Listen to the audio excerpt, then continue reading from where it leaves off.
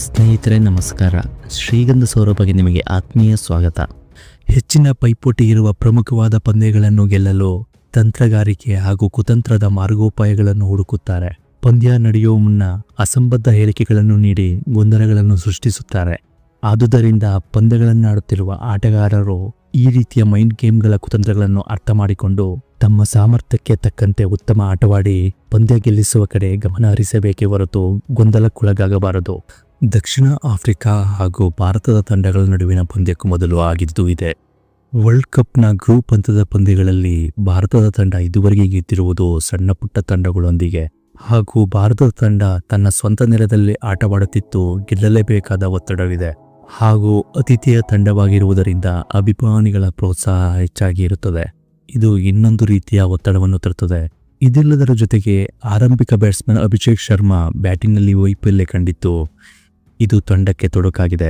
ಈ ಎಲ್ಲ ಕಾರಣಗಳಿಂದ ಭಾರತದ ತಂಡದೊಂದಿಗೆ ಪಂದ್ಯವನ್ನು ಗೆದ್ದು ಅದರ ಮುಖವಾಡ ಕಳಚುತ್ತೇವೆ, ಅದರ ಬಂಡವಾಳ ಬಯಲು ಮಾಡುತ್ತೇವೆ ಎಂದು ದಕ್ಷಿಣ ಆಫ್ರಿಕಾದ ಹೆಡ್ ಕೋಚ್ ಶುಕ್ರಿ ಕೊನ್ರಾಡ್ ಪಂದ್ಯಕ್ಕೂ ಮುನ್ನ ಭಾರತದ ವಿರುದ್ಧ ನಾಲಿಗೆಯರಿ ಬಿಟ್ಟಿದ್ದರು. ದಕ್ಷಿಣ ಆಫ್ರಿಕಾ ಮುಖ್ಯ ಕೋಚ್ ಶುಕ್ರಿ ಕೊನ್ರಾಡ್ ವಿವಾದಾತ್ಮಕ ಹೇಳಿಕೆ ಇದೇ ಮೊದಲಲ್ಲ.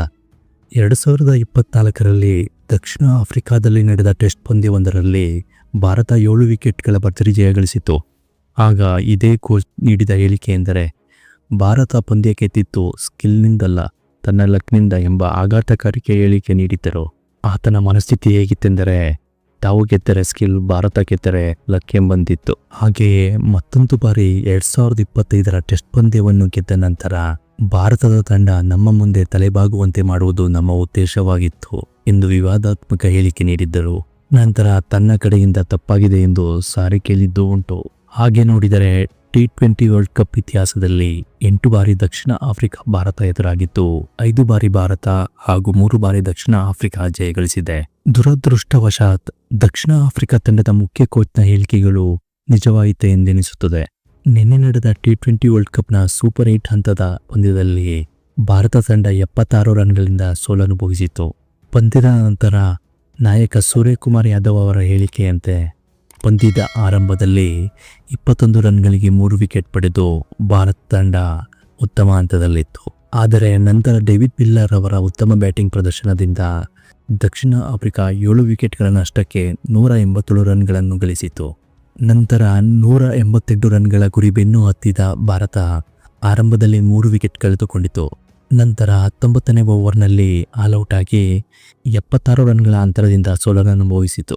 ಇನ್ನು ಬಾಕಿ ಉಳಿದಿರುವ ಸೂಪರ್ 8 ಹಂತದ ಜಿಂಬಾಬ್ವೆ ಹಾಗೂ ವೆಸ್ಟ್ ಇಂಡೀಸ್ ವಿರುದ್ಧದ 2 ಪಂದ್ಯಗಳನ್ನು ಭಾರತದ ತಂಡ ಅತ್ಯುತ್ತಮ ರೀತಿಯಲ್ಲಿ ಗೆದ್ದು ಸೆಮಿಫೈನಲ್ ಪ್ರವೇಶಿಸಿ ಫೈನಲ್ ಪಂದ್ಯದಲ್ಲೂ ಗೆದ್ದು ಮತ್ತೊಮ್ಮೆ ಚಾಂಪಿಯನ್ ಆಗಲಿ ಎಂದು ಆಶಿಸೋಣ. ಸ್ನೇಹಿತರೆ, ಈ ವಿಡಿಯೋ ಬಗ್ಗೆ ನಿಮ್ಮ ಅನಿಸಿಕೆ ಅಭಿಪ್ರಾಯಗಳನ್ನು ಕಾಮೆಂಟ್ ಮಾಡಿ. ಹಾಗೆಯೇ ಮುಂದಿನ ವಿಡಿಯೋಗಳಿಗಾಗಿ ಈ ನಮ್ಮ ಯೂಟ್ಯೂಬ್ ಚಾನಲನ್ನು ಸಬ್ಸ್ಕ್ರೈಬ್ ಮಾಡಿ ಪ್ರೋತ್ಸಾಹಿಸಿ. ಮುಂದಿನ ವಿಡಿಯೋದೊಂದಿಗೆ ಭೇಟಿಯಾಗೋಣ. ಅಲ್ಲಿಯವರೆಗೂ ನಮಸ್ಕಾರ.